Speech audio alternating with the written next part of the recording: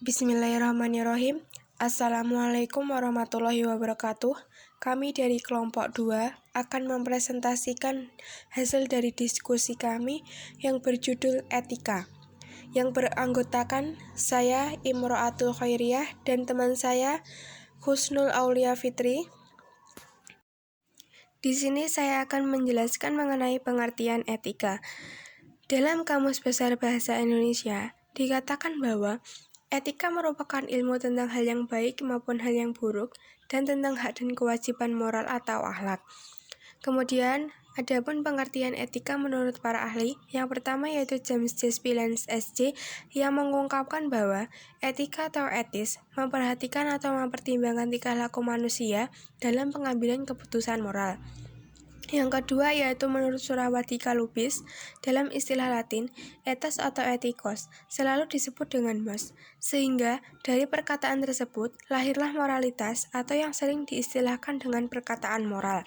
Kemudian yang ketiga yaitu Surawardika Lubis yang menyatakan bahwa dalam bahasa agama Islam, istilah etika ini adalah bagian dari akhlak.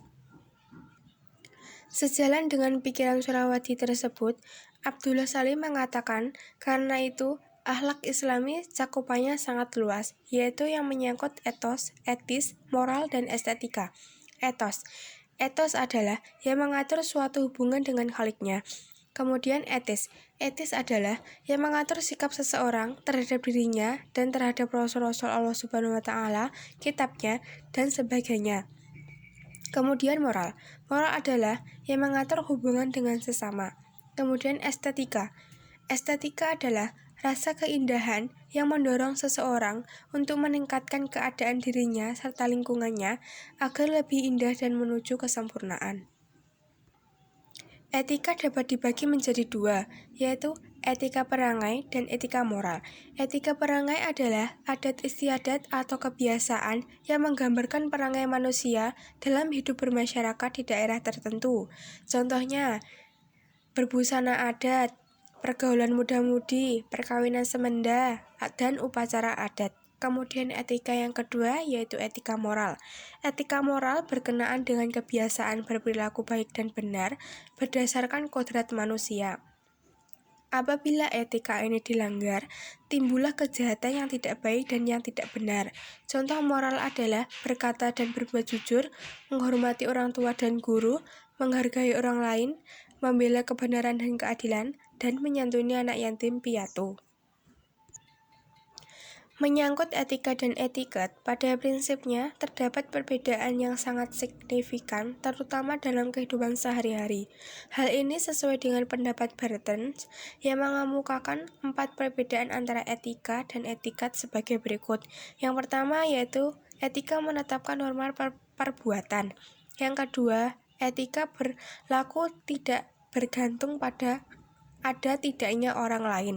Yang ketiga, etika bersifat absolut. Yang keempat, etika memandang manusia dari segi dalam atau batiniah. Objek dan manfaat dari etika. Objek etika. Menurut Pujawiyatma, mengungkapkan bahwa yang menjadi objek etika adalah sebagai berikut. Yang pertama, tindakan manusia. Yang kedua, kehendak bebas. Yang ketiga, determinisme materialisme, dan determinisme religius.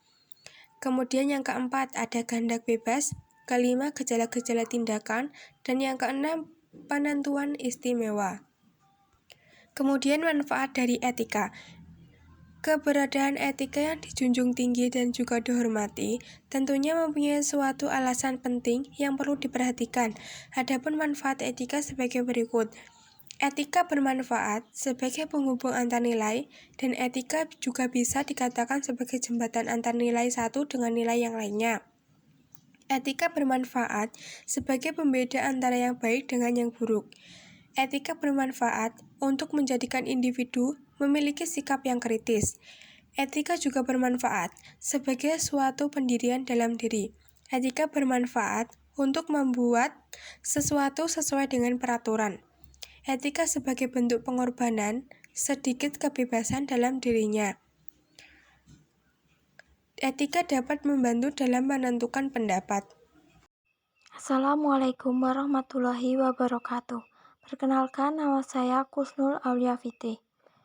Di sini saya akan menjelaskan tentang tujuan etika. Beberapa orang mengartikan bahwa etika hanyalah sebagai konsep untuk dipahami dan bukan untuk menjadi bagian dari diri kita.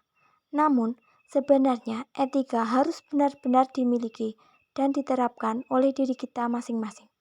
Sebagai modal utama moralitas kita pada kehidupan yang menuntut kita berbuat baik. Etika yang baik mencerminkan perilaku yang baik, sedangkan etika yang buruk mencerminkan perilaku kita yang buruk pula. Selain itu, etika dapat membuat kita menjadi lebih tanggung jawab, adil, dan responsif. Selanjutnya, dalam hubungan etika dengan filsafat, istilah etika, etika dan moral sering dipergunakan orang dalam keseharian karena persoalan etika dan moral bersentuhan langsung dengan kehidupan manusia. Etika merupakan bagian dari filsafat, sedangkan filsafat adalah suatu interpretasi mengenai hidup manusia yang mempunyai tugas meneliti dan menentukan semua fakta konkret sampai kepada dasarnya yang paling dalam. Selain itu, makna etika juga merupakan predikat atas perbuatan-perbuatan seseorang. Karena itu, seringkali etika juga dipandang sebagai ilmu pengetahuan yang menetapkan ukuran-ukuran atau kaidah-kaidah yang mendasari pemberian tanggapan atau penilaian terhadap perbuatan-perbuatan. Sekian yang dapat kami sampaikan, kurang lebihnya mohon maaf. Wabillahi taufik wal hidayah, waridho wal inayah. Wassalamualaikum warahmatullahi wabarakatuh.